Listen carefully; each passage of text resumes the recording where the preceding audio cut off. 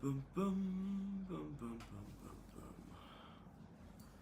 bum bum bum bum bum bum bum bum bum bum bum bum bum. Bum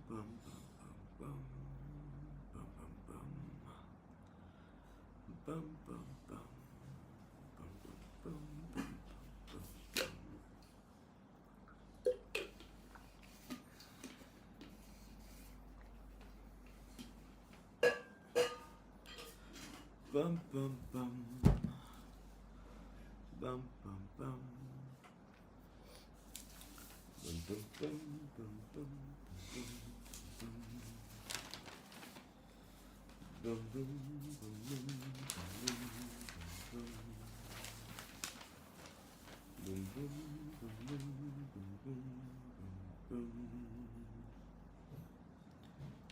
bum bum bum bum bum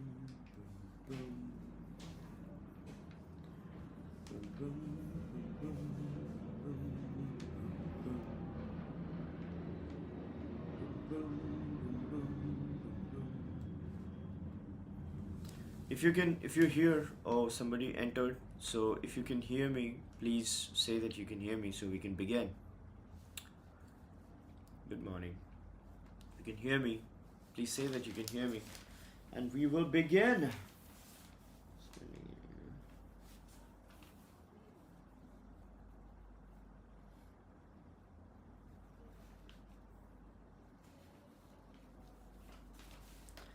All right, so if you can hear me, please go ahead and say something. Something like, I can hear you. Or something like, oh, you sound great. Anything. So,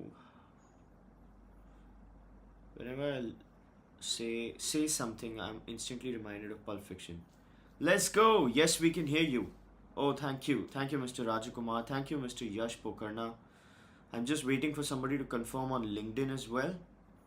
So I'll give it a minute and then we will go. 1 second.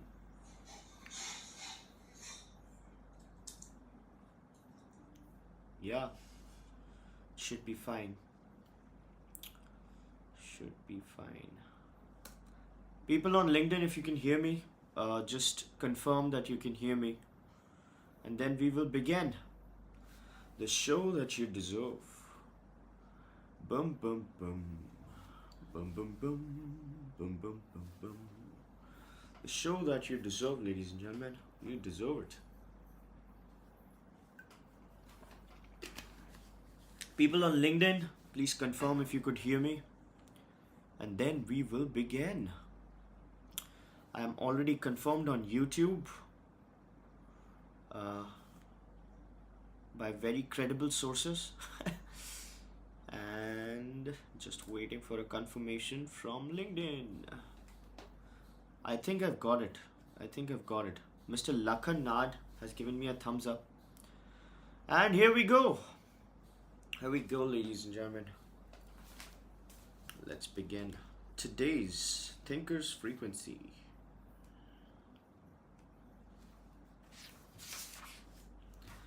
Hello everybody, welcome to Thinker's Frequency. We're having such a good time. This is the peak of human civilization. We're working so hard, doing such good work for ourselves, our parents, our kids, our siblings, our husbands, our wives, our friends, everybody. Not other people's husbands and wives, I hope. And just when we thought things couldn't get any better, like they couldn't possibly get any better, well, they just did. Call it divine intervention, folks, but things just got a whole lot better. Now we have Thinker's Frequency, our daily dose of insights and analysis which don't lead to paralysis right before we start our day. So let's continue with our journey of reading between the lines things that are especially interesting and important in the world of business and finance. Let's go! Oh, but before we go, we have a tradition to follow, right? You know the tradition, right? You know the tradition of the simultaneous sip. We've got to sip something together. And all you need for the simultaneous sip is a cup or mug, a glass, a tank, a chalice or stein, a canteen jug or flask, or a vessel of any kind. Pour it with your favorite liquid. Today I'm having water with some black pepper in it. It's supposed to be good for me. I had it yesterday as well. So now we're gonna go. Oh my god. Oh my god. Just so beautiful. Once again. Can't get any better. Highlight of my day. Dopamine hit of dopamine hits. You know what the simultaneous sip says, right? The simultaneous sip says something. It says something very important. It says that you are not alone. It says that we're in this together. Such a beautiful, sweet thing to say, right? Anyway, so let's begin. Apparently, Jack Daniels, the US whiskey maker, has said that whiskey sales are on a decline. Now, audience of Thinkers Frequency viewers will know that we discussed how alcohol consumption is going down. You remember that? Alcohol consumption is going down across the globe, not just in India. It's pretty serious. The decline is clear, almost undeniable, basically undeniable. So if you need the numbers, I can tell you that in 2024, top 20 markets decreased by volume 1% as compared to 2023. And as compared to 2019, the decline has been like 2%. So forget about inflationary growth, which is necessary because inflation is rising, right? Inflation exists if it's not rising. To counter inflation, an industry must grow at least like 3%, 4% basis the country where it exists. In India, it will have to grow at least 4% to just manage inflation. But the volumes are not growing at all. In fact, they're declining in top 20 markets. And in India, it's also declining with regional variations. So national decline between 2016 to 2021 between age 15 to 49 has dropped from 29.2% to 17.5%. So huge decline in alcohol consumption. We discussed it a few days ago, but this discussion has come to fruition and it has taken another level when Jack Daniels, the JD guys, say that whiskey is on a decline. Now, if you remember, the intelligent part wasn't us discussing whether alcohol consumption is actually going down. It's why it's going down, right? Why is alcohol consumption going down? That's the most important part, right? When we're reading between the lines, we got to figure out what's happening and why. So people in India, when they were reporting on the Indian industry trends, they said that Indians are looking at health and Indians have suddenly started becoming more health conscious. And I told you that is BS. That is absolute BS. Like the base of people which is looking at health is very small, right? It's minuscule. It's almost negligible to be ignored. That is not the reason why alcohol consumption is going down the cliff, right? Then what could be the actual reason? The quoted reason is that people are beginning to be conscious for health. That's BS, we know it. So the actual reason we were thinking in the West, let's say, is that population is getting older, right? So more people get older, less people drink alcohol. Since their fertility rates are down, they're not growing anymore. The population of Western civilization is not growing as such. So since people are old, you can expect them to drink less alcohol. That's okay. That's one reason. But even the ones who are still young, why have they stopped, getting lured by alcohol? And then we said, maybe the real reason is weed. You remember? We talked about weed being the real reason for alcohol consumption decline. Because I noticed that a lot of young people are skipping alcohol and they're just, instead of a drink, they're smoking a joint. right? And if enough people smoke a joint, uh, the industry starts to tumble, right? But these people, Indians, these researchers or whoever published that report, I don't remember, they actually didn't mention it at all.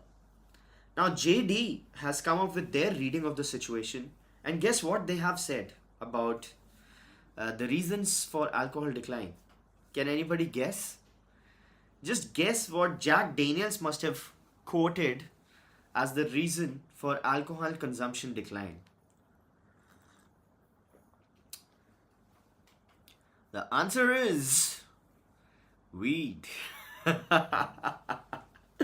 So Nishant Mittal, that is me. I was right in my hypothesis that it's in fact weed. Now, weed and then there's fentanyl they've quoted, and then they've quoted a lot of other things, but they've mentioned weed very, very specifically, which is a win. Which is a win for an armchair analyst, let's say, somebody who's just looking at the world and trying to see if what's being churned out is the truth. That's a win. Now, a question to you, another question to you is, uh, why didn't the Indian researchers say it was weed? Think about it. Just think about it. Why the Indian study refused to mention weed or marijuana as a cause of alcohol consumption decline? Just think about it. You're free to think for a second. The answer is because it's not legal. And if they said weed is the reason for alcohol's decline, they would have been incriminating the government. They couldn't do that, right? Political correctness always comes first. Political correctness always comes first. So just to avoid that trouble, that hey, we think it's weed, we researched so many people, we talked to 200 people, and we found out that they were they were actually smoking joints instead of having a drink. That will cause a lot of problems to these people, right? So instead of just mentioning the truth, they were like, screw it, people are wanting to be healthy. That's why most of the research or most of the reports that come out, they're not to be trusted. Mr. Yash Pokarna says, what's worse, liquid or joint? Oh, sorry, liquor or joint in the long run? Well, that's a very, very deep question. And that's a many, many $1 billion worth question. Uh, well, alcohol is poison, uh, clearly. There shouldn't be any doubt about that. People think that alcohol is good in moderation, but science says that that moderation is like very, very few mls in a month, you know. But people think it's like a few uh, pegs every week or every 3 days. That's so. And weed, marijuana, smoking anything, smoking gives you tar in the lungs, so that's also not nice. uh, but at the end of the day, it's like, what's good for you, right? What do you feel good about? Neither of the things are obviously very healthy, but can't make any judgment on that. I will say though that the pot smoking population definitely is the least motivated population. That there should be no doubt about that. Like, fundamentally, socially, drinking is a social activity. People go to parties, people are gelling up, and they're using drinks as a as an icebreaker, so to speak, or ice melter, if you will. So, alcohol has that social quality, right? Weed doesn't have that social quality. Joints are very, uh, let's say, opposite of social. Uh, and pot smoking nihilists are the least motivated people uh, in the world. So they would prefer to just smoke joints at their place. They don't care about socializing, which is good. Like, as an introvert, I can relate to that. But socially speaking, alcohol has more social value than weed. Well, disclaimer: I don't smoke. I've never smoked a cigarette in my life, neither a joint, and neither have I had a drink. So I might not be the perfect person to ask this question. But uh, a big win for the thoughts that we were going forward with as far as judging whether that report is right or not. Interestingly, uh, speaking of right reports and how to read them, 270 million Indians out of extreme poverty list. 270 million people, Indians, are out of the extreme poverty list. World Bank raises global poverty threshold to $3 a day. $3 is roughly 250 bucks from earlier $2.15 a day, which is 170. So, despite this increase by World Bank in the global threshold for poverty measurement, India has actually, uh, you know, gone up the ranks, and we have pulled a lot of people out of poverty, which is great news. Which is great news, prima facie. But we've got to go a step further, right? We've got to, because it's thinkers' frequency, we need to think. Mr. Yash Pukarma says it could be because of the legalities involved that joints are less social, considering availability. Oh, very good point. Very good point. It could be because of the legality that people do not openly advertise smoking joints at parties, which is true. But I was not talking about the legal aspect of it actually. I was referring to the inherent uh, social quality of the product, right? Joints are a little less, let's say, entrepreneurial as far as drinks are concerned. Drinks. When I was talking to an investor a few days ago, and he said, "Hey, would you let's catch up on a drink?" And I said, "Sir, I don't drink. I'm so sorry." And he said, "Would you like to go out for a smoke?" And I said, "I don't go out. I'm sorry, sir. I don't smoke." So he said, "Nishant, जब किसी में कोई ऐब नहीं होते तो लोग महफिल में नहीं बुलाते." So socially, drinking is a very acceptable form of socializing. Not so much for joints, right? Is it because of the legality or the inherent quality of that act, which is supposed to be chill, right? Joints are way chill than drinks, apparently. People who use will be able to comment better, but as an observer in these social settings, I've realized that uh, drinking is a little more entrepreneurial and so on and so forth. But moving on, 270 million Indians out of extreme poverty list, and this is despite World Bank raising the global threshold from $2.15 a day, which is 170 rupees, to $3 a day, which is 270 rupees, 250 rupees. Yeah. This despite World Bank upping the threshold, India has been able to bring a lot of people out of poverty.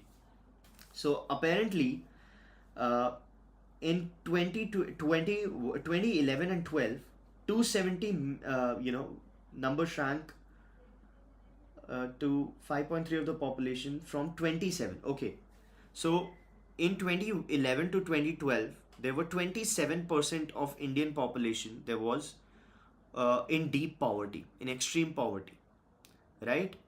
And that has come down to 5% of the population. So 2011-12, 27% to 5% in these 11 or whatever years. And it's pretty good because as World Bank upped the threshold, global poverty count has gone up. So the globe isn't getting better as far as poverty alleviation is considered, but it's just India which is the outlier in this statistic.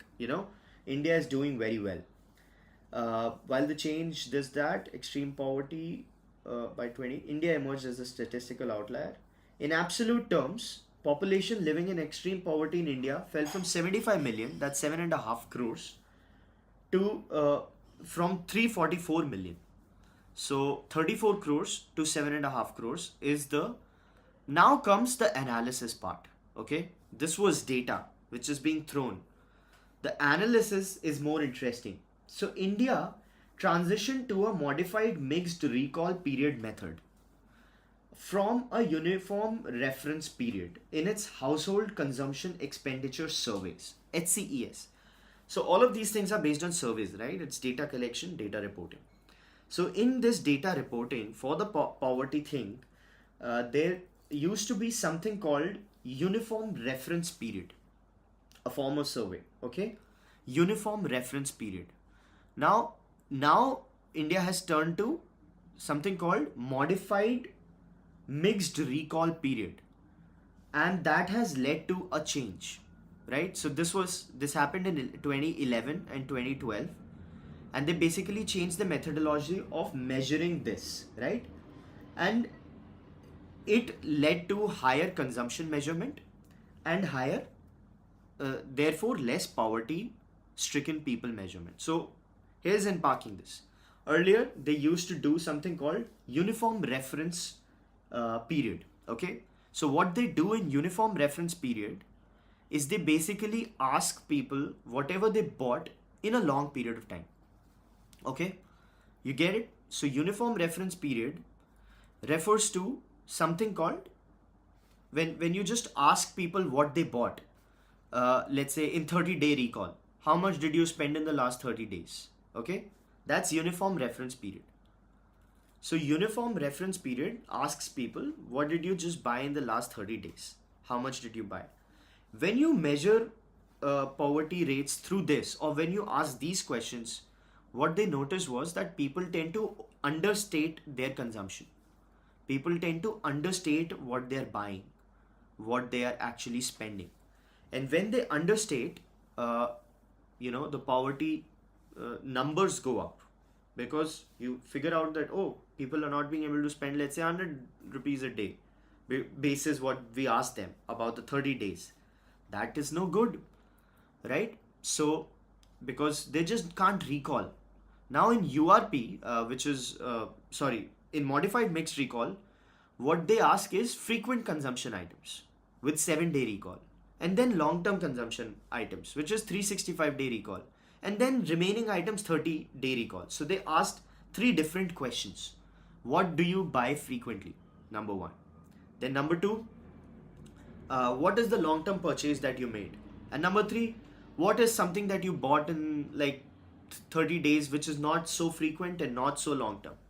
So basis this, they get an accurate picture of what is actually getting consumed and spent by Indians, right?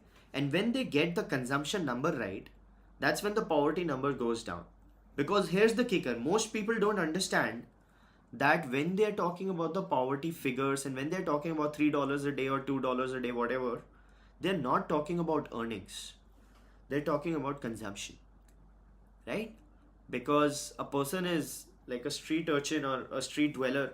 He's basically, you can't ask him how much he earns, right?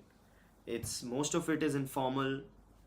Most of it basically cannot be accounted for. A lot of it might just be stolen or something. You never know, because they are just fighting by the day, right? So how can you actually know how much they're earning? So when you talk about poverty, you're not talking about how much they're earning. You're talking about how much they're spending. And India changed its methodology from URP, that unified recall, whatever it was, uniform reference period, and to modified mixed recall period. Okay, and when they did that, they saw the consumption numbers going up of these people, which brought the poverty numbers down. Now the analysis is, if that is true, how much of this news is right? How much of this news is correcto? That's a good question. Because people like Sabir Bhatia, whom we discussed in earlier episodes of Thinkers Frequency, they've said economic numbers don't mean anything until things transform on ground. But these people are claiming that things are transforming on the ground, 270 million people are out of poverty in India in the last 10-11 years. So the question is, how much of it is just the change in measurement, and how much of it is actual result of good work? Now, the answer to this it lies in some analysis which I did. So, I found out when this standard changed in 2011-12, you know, what was the difference when everything was equal and just the measurement changed? That should give me the differential, right? And that differential was 30%. So apparently, when India essentially changed its basic measurement from the URP to MMRP, you know, 30% decline in the poverty figures happened absolutely there and then with no change in the in the economy, so to speak. Okay, so I'll give you the exact number. In 2011 to 12 URP, headcount poverty ratio was 22.9%. Okay, and the same year, when they turned to MMRP, the headcount poverty ratio came down to 16%. So from 22.9% to 16.2%, the headcount poverty ratio just went down as soon as they changed the methodology. That's essentially 30 to 35% of reduction just by measurement change. Now, how beautiful is that, folks? Do you find that interesting? Now, that's analysis, right? Just basis the measurement change, they got 30%. So, if you want to question this number, the 270 million people out of the poverty range, and now they're saying 5.3% of the population is in poverty. So what you ought to be doing is making it grow by, let's say, 50 to 60%, because a stock, when it comes down 50%, it actually has to grow 100% to be able to come back, right? So 30% decline from the actual figure means about 50% or increment. So 5%, so basically 50% of is 2.5%. So you can expect 7.5%, 7 and odd percent people still living in extreme poverty in India. How is that for analysis? Nobody's gonna tell you that. That's only because of our discussion, whatever this is happening. This is nice, right? This is nice. I hope you're having the sips, even if they are not simultaneous. Okay. Speaking of data and how it's read and how it's written, a very interesting facet is that weight loss drugs are bulking up sales as patients upgrade dosage. Monjaro sales reached 24 crores, and they're saying that it's a wonder drug and it's leading to a lot of positive outcomes for people. Indian obese population is 80 million people or something are obese, and so on and so forth.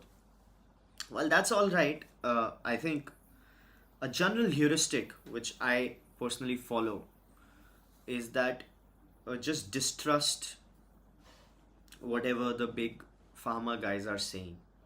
You know, whatever they are stating as the results of their works, just distrust every bit of them. And when I do that, I find out that their claims are disingenuous, because they're claiming that now they're measuring how it works as far as Indian population is considered, and how many people actually become obese back when they get off the drug, right? And how many people actually have problems. So just yesterday there was a report which said that some people have the risk of going blind because of the weight loss drugs, that's semaglutide. So they've confirmed that there's a very rare risk of people actually losing their eyesight because of whatever the drug does. Now that's an admission which is coming with a bit of caution that it's a very rare outcome. Now we Thinkers Frequency viewers would know that a few days ago we just talked about the peer review economics, right? So peer reviewing has been seen. The peer reviewers have got like $1 billion in the last 3 years alone. Now, peer reviewers are not supposed to be taking money from the pharma companies because they are reviewing the research papers that these pharma companies are publishing. And if they're publishing a research paper and they've basically paid off the peer reviewers, what's the point? Right? So now, admission of the eyesight thing, which is coming out, is being called a rare occurrence, but the sample space is not complete. The testing sample is small. The drug isn't so mainstream as yet. What happens if that becomes slightly more than a rare occurrence, right? Number two, a lot of people who have actually been on the drug, these people claim that 6 to 7% have been were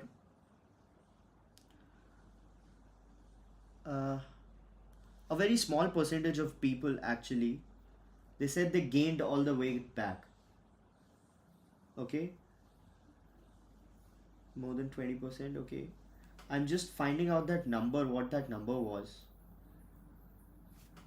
where they said that people taking that dose, X number of people actually came back to where they were. Yeah, 3-4 months to assess efficacy. So, exactly. So, a very small number of people had gained all the weight back, a lot of it back after they got off the drug. But what's a very good way to actually jack this particular number, right? Can you think about a way to jack this particular number? The people who are gaining the weight back. The answer is you just reduce the measurement period, reduce the study period, right? Let's say if you notice that people are actually getting all the weight back in 6 months or 8 months or a year, you just stop the research at 4 months till they don't get it back, and then you publish that research. What about that? And that's exactly what's happening. So some critics of the drug have actually pointed out that in long-term testing of this over the course of 2 years, some major percentage, now I can't be sure of the data because I don't have those numbers with me, but they've been able to gain the weight back. So, but anyway, whatever these people say, it's always a good idea to tread with caution as far as claims of pharma are concerned. I guess that's a good heuristic, right? It worked very well. It worked very well for a lot of people. Popular urban bikes lose traction on slowdown hit. Sales of 150 to 200 cc motorcycles down 31%, but companies on turnaround from July August. 150 to 200 cc is coming down. Okay. That is a bad news for Bajaj. Perhaps a good news for Hero, right? Because Hero is primarily in the smaller bikes zone now, and Hero is struggling because a lot of these people, TVF and TVS and Bajaj and everybody else, they've been going up. Sorry about that. That's a good news, perhaps for Hero for a while. But they're looking at a turnaround, and they're seeing that the sales of 150 to 200 cc bikes might just come back. So, 7-seater models riding high on boost from Indian families.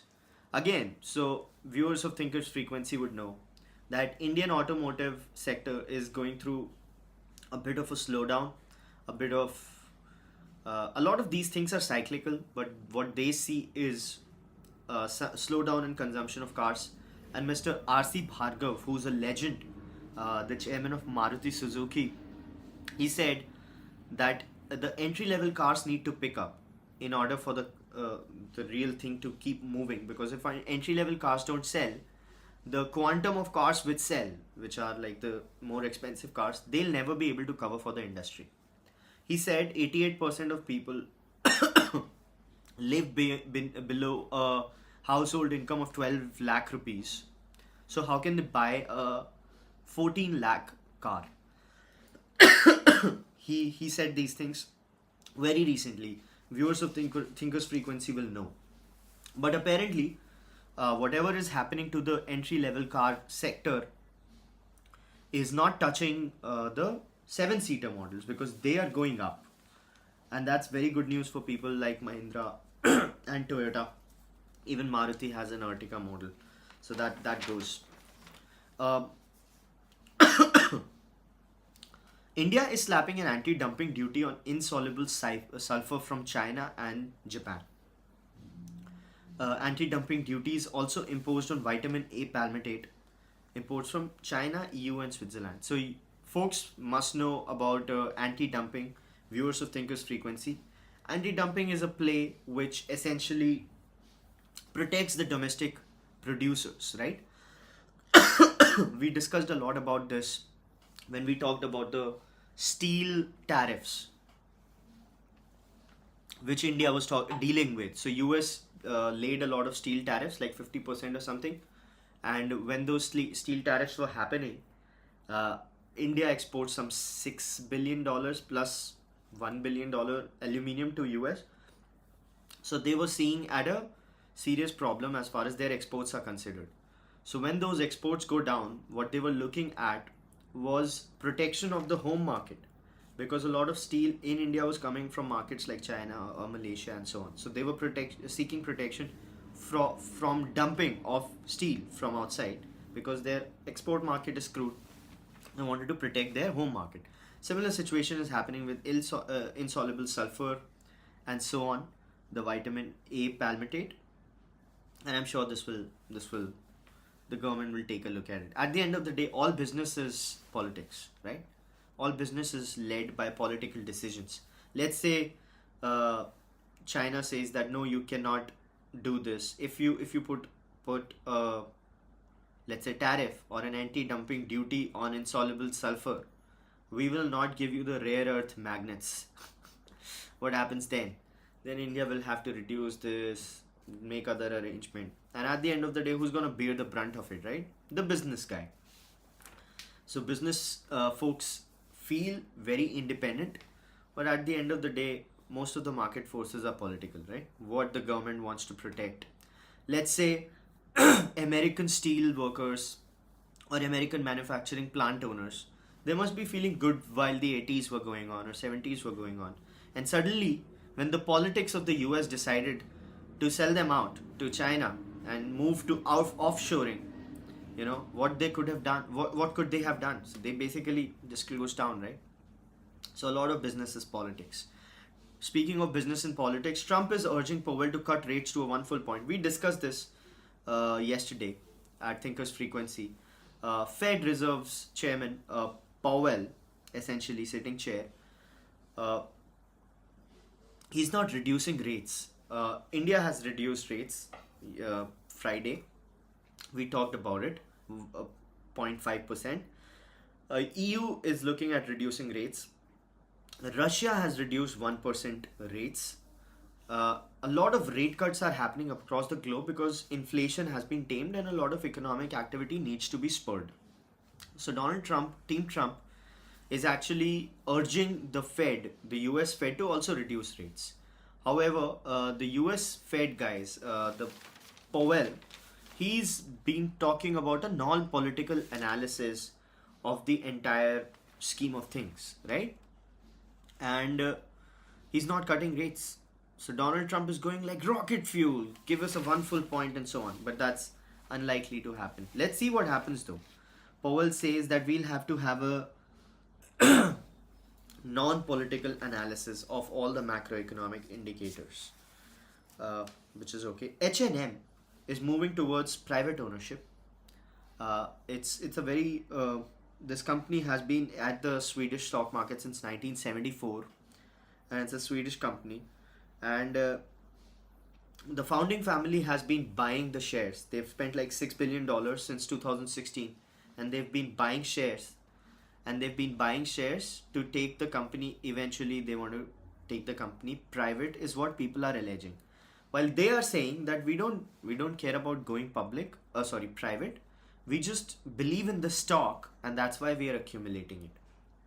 But essentially, if they move to 90%, uh, they can actually go private. So at the moment, including extending family holdings, the family now controls roughly 70% of capital and some 85% of voting rights. 90% and they can go private. Now, why does a company like H&M want to go private, right? This answer to this question is why did Dell go private, or why did Twitter go private, or why did Michael Bloomberg not list at all? Why does Zerodha not want to list? And so on and so forth. The answer to this is it's just a pain in the butt, right? When you're a public company, there's a lot of scrutiny. The stock depends on a lot of short-term outcomes, and it's a bit of a problem, right? That you cannot take long-term moves because the stock tumbles basis your expenditure programs or whatever your strategy is. So stock market is a very short-term, you know, driven play. So a lot of companies which are going through tough times, or let's say which are facing a lot of headwinds, like H&M is facing, you know, headwinds as far as Zara is considered and other people are considered. So Shine as well, the Chinese play. So they want to go private, reduce the scrutiny, reduce the overload of the quarterly earnings play, and then just build the company back. That's what Michael Dell did. He took the company private. That's what Twitter had to do, because when Mr. Musk bought Twitter, it went private, right? He didn't like try to keep it as a public company while taking it over. And that's why Michael Bloomberg never listed, because he said no. We would say no to the scrutiny of a private public market. Speaking of public markets, Lenskart is turned into a public company, and it's going for an IPO. And like they are looking at raising a $1 billion IPO with a valuation of $10 billion. So $10 billion is huge. Since its inception, Lenskart has closed $2 billion in funding, including secondary sales, and it just closed a 200 million secondary round in 2024 at a $5 billion valuation. So it's basically looking at doubling its valuation in a couple of years. Now, Lenskart is one of the very rare uh, companies in the Indian VC ecosystem which have done uh, rather well. You know, they've done well, because if you look at Lenskart, you are looking at pretty good revenues. So they are looking at a revenue of 2,500 crores probably. Their net loss is 10 crores. Earlier it was 64 crores. Now 64 crores and 10 crores is no net loss, right? So now, right now, as they go public, the news that they're going to come out with is pretty solid profitability, like 150 crores is what I'm assuming. And they've been able to. What's the revenue stage of the company right now? Let me check. I'm forgetting the Lenskart's revenue number, so I'll just make a quick search. So Lenskart is at a revenue of 5,500 crores in FY24.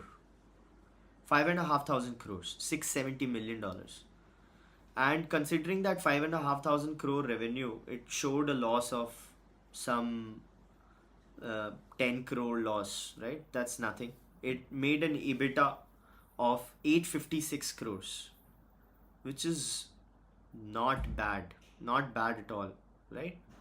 And though you might think like, what kind of a business is this? 5,000 crore revenue and there's no net profit, and EBITDA earnings are not to be trusted.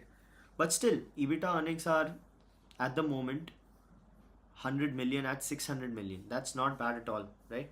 So a lot of investments must have happened, and then the company might have actually been able to do that. In that case, in which case it's a very rare entity.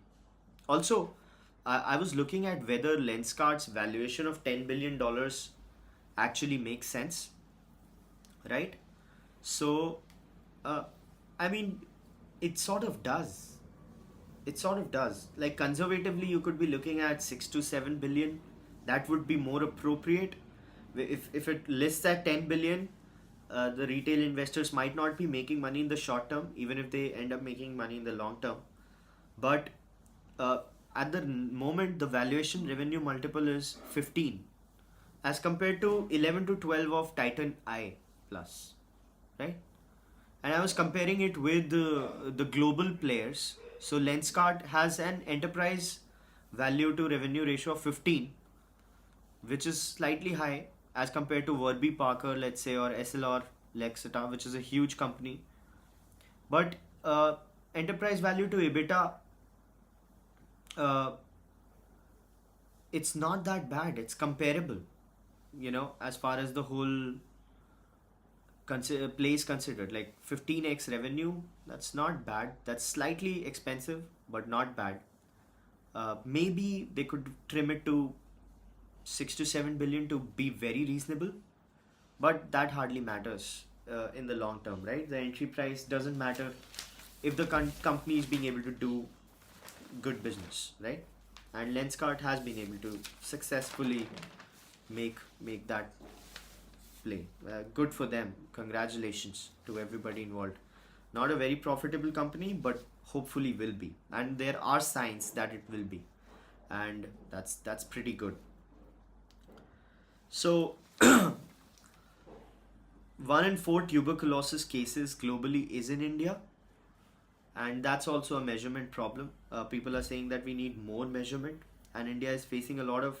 So, Economic Times has written a deep dive on TB and its treatments and it's the whole market of TB, and it's not a very eye-opening kind of a deep dive, but it says number of people got TB globally is 10 million, and number of people who got TB in India are 2.8 million, and out of which mortality is 3 lakh. So 3 million people, that is 30 lakh people. So 1 in 10 is mortality, but the problem is that a lot of people don't get diagnosed, right? India's notification rate, cases officially reported, has gone to 166 from 108 in 2012 to 2023. So in 30 years, it's seeing a 50-60% growth as far as TB measurement is considered.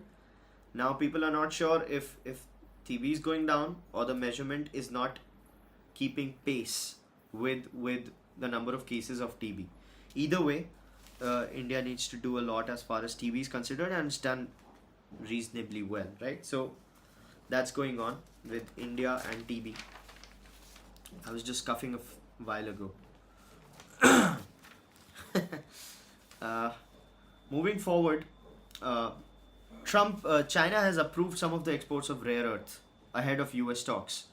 So Beijing has proposed exports of rare earths to EU and US. So China has actually helped. So viewers of Thinkers Frequency would know the magnet situation, which had brought the whole automotive industry down to a standstill, has actually showed signs of easing. Turns out China was trying to negotiate, and they did very well. Everybody would say that they did very well, right?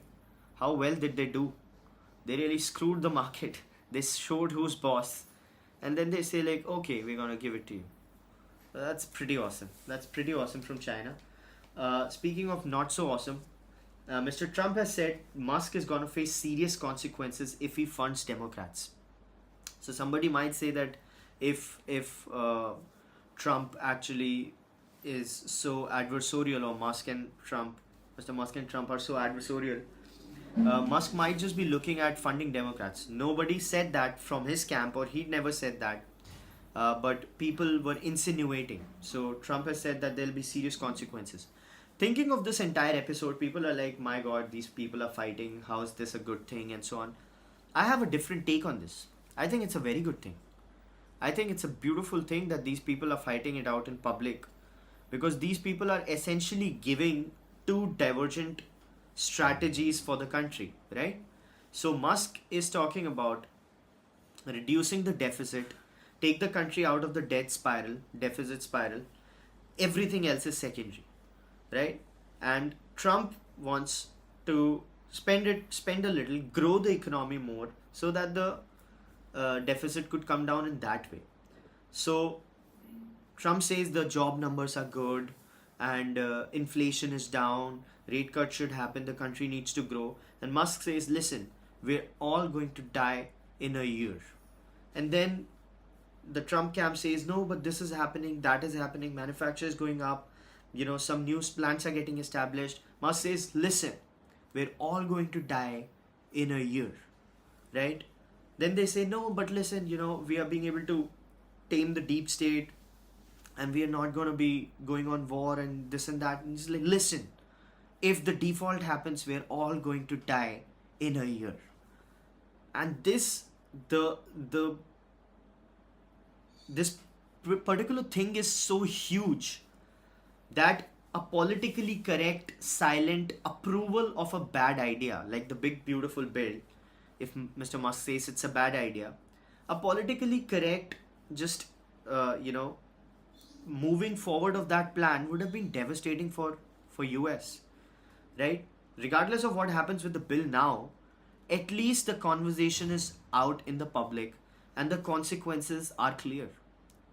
Now, this has never happened in a lot of places, right? I'll not go political, but this is actually a good thing. Secondly, it's also an answer to the people who said that a lot of such political donations by Mr. Musk were about personal favors. Well, what personal favors has Mr. Musk gotten, right? The value of his company has gone down by $380 billion. $380 billion. That's the business impact of this expenditure. That $250 million he spent on politics, or let's say 700 million, whatever that number was, $380 billion have gone down. The companies have faced, like, literally cars have been burned down. They've been political protests over his companies. His special recommendation to NASA, Mr. Jared Isaacman, he's been refused the head of NASA job. So apparently it was a noble endeavor, right? And that's a very good thing. Like, people are willing to fight for what they believe in, right? Even if it gets ugly, even if it's at great personal cost. I think it's a very, very interesting part, in my opinion. But yeah, bigger bikes are going fast. That's cool. So I think we've covered, the economic times and then some more. There's something interesting that's going on as far as the whole US update is considered. And there's just a lot of weird research that's going on. And one of it says that vegetarians are more rebellious in nature. There's somebody who did a research, like a proper research, finding out that vegetarians are more rebellious people in general. Like, who wanted a research on this, right?